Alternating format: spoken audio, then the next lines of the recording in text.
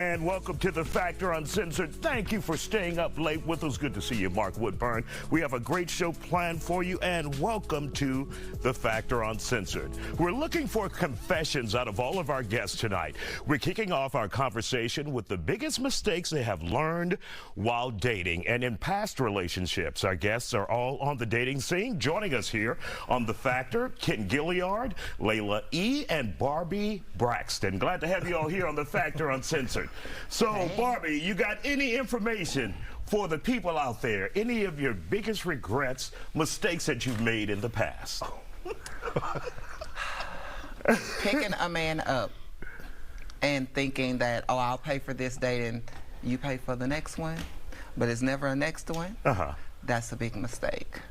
And so, once you made that mistake, how did you pay for it? Oh. It just felt stupid. That's all you can say, just stupid, huh? All I can say. So you have learned better since then? Yes. Have your own money. Mm-hmm. First off, have your own car. I'm not an Uber. Just, you ain't got your stuff together, don't hit me up. Don't hit me up. What camera I'm on? Don't hit me up. This one? This one? Don't hit me up. Please stay away. Layla, your thoughts on this conversation? I mean, confessions. What confession do I have? I know that I felt really dumb when I thought God sent me a man working a Whataburger drive-thru at age 30. Well, I don't know why I thought it was. I thought it was heaven sent. I done went to Europe, put my little coins in the love fountain and said, God, I'm ready to receive. And I thought the first person that I met that was so sweet and saying such nice things was the guy, and it wasn't. That is a horrible confession that I ain't tell nobody, Isaiah. Really? Really? So what did you meet? In the drive-thru? At Whataburger? Lord Jesus, please forgive me. Yes. And there's nothing wrong with working at Whataburger. When you get to a certain age, baby, you gotta. Well, sometimes you just gotta do what you gotta do now. Yeah. Better that than staying home and not working at all.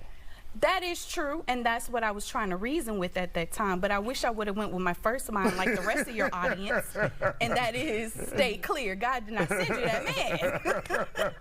So was it more the job, or was it more him and his personality? It had nothing to do with the actual job, because I'm the kind of person I go based off feeling and all of that. But sometimes, in this case, I should have listened more to my head and not my heart. But yeah, I went into the trap of thinking that a quarter in Rome was going to actually give me my man as soon as I touched home. Not the case. Don't, Ken. This is a safe place. No judgment here. No judgment here at all.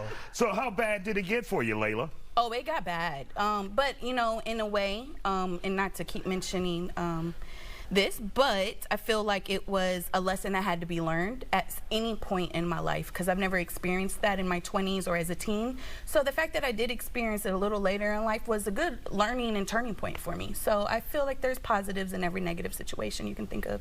All right, kid, let's hear from you. What has your experience been? I feel like I was called out as soon as I walked. As soon as you started reading, I was like, wow. Come on, Ken. I would say just, you know, these females for everybody. I don't want to say the real word, you know what I mean? Like putting all of my trust into females and not thinking that, being naive to the fact that they out here probably doing the same thing that we're doing, you know, or have done. And what are we doing though, Ken? Let's go ahead and spell that out. I mean, you know, typically, you know, I'm a lover and not a fighter, so typically I'm a one-man, one woman's man, or whatever, however you say that word, whatever it is, but typically I'm only dating one person. Right. And so I put all my trust into that one person and not really realizing that, you know, they're probably out here doing whatever they want to do. And once I find out, it's kind of like, dang, like, I really can't believe you did that to me. And how hurtful was that for you, trusting someone, putting your trust into them as well, and they're not doing the right thing or what you expect of them? It hurts a lot because I don't have a lot of time to like be looking after people or watching what they do all the time. So by them gaining that trust, like once I found out, it's like, yo, it hurts a lot. And it makes you feel like, can you trust anybody, right? Like, what can you do? You know what I mean? Do you forgive them? Do you keep moving? Do you move on to the next person? They're gonna do the same thing. Then when you start dating around, find out everybody else is dating around, it's like, it's crazy, you know, just to And is that the expectation in 2023, and that's for any of you, where you're not solely exclusive with people anymore? And if you are, you have to ask the question, are we exclusive? Right. Most definitely. Everybody now is looking for something quick. They want to hook up. They want to be friends with benefits. They want you to be their mama and their girlfriend. They don't want nothing like serious, too serious. Layla, do you disagree with that? It was my facial expression, wasn't it? Uh-huh. Okay. I do feel that right now what is needed other than communication is comprehension and being able to understand where you stand in the relationship. I feel like people also need to be honest in that, because some of us will be, you know, like Ken, a lot of us, that's why we need a support group, Ken.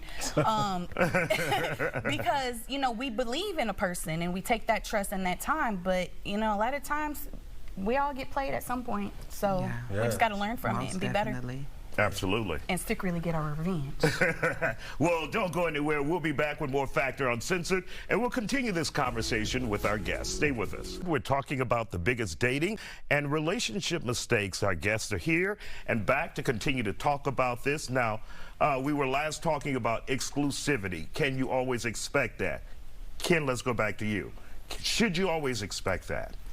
I used to think that, but not anymore. It's kind of scary dating in 2023, you know, because you think that you're exclusive with somebody, but really everybody outside. You know, everybody wants to date around. They see one person, they like them, or they all in love with them one day.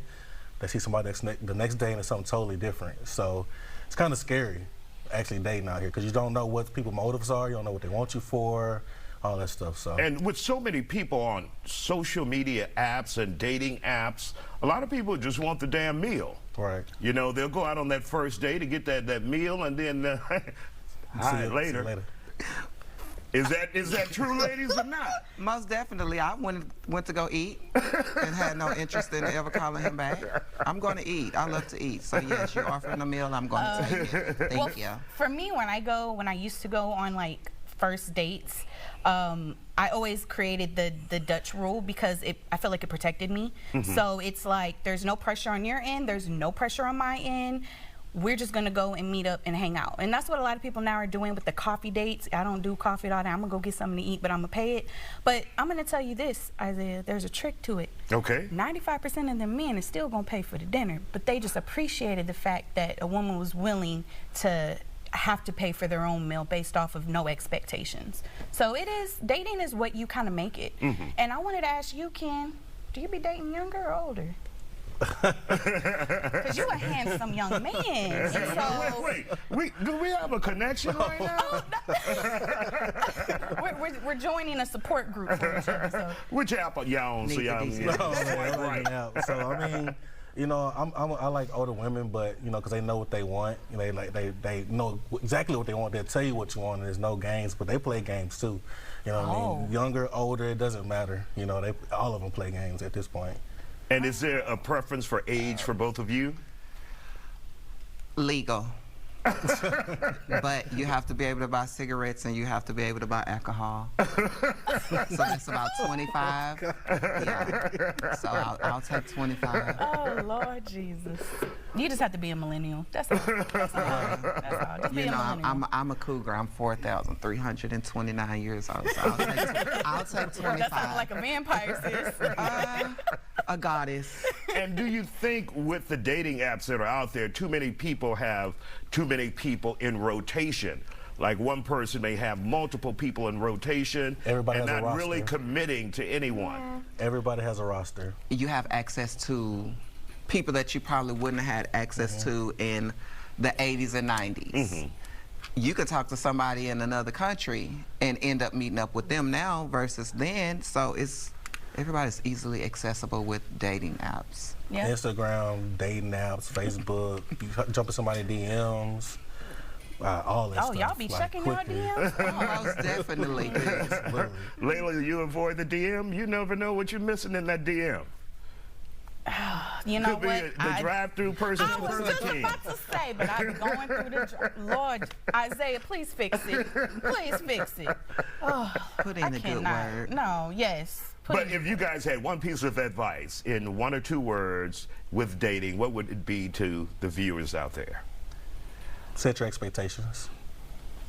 Set your expectations. Okay. If they can't meet those expectations, then they don't need to be. You don't need to be talking to them. Period. Copy and paste. Expectations, honesty. Be honest. Be true to yourself. I would definitely say be true to yourself. I feel like don't lead with your heart. Use your head and your heart, and it takes Amen. balance. Amen. And you'll be all right. All right. We want to thank you all for joining us here on The Factor Uncensored. We want to thank all of our guests, and we'll be back with more Factor in just a moment. Don't go away.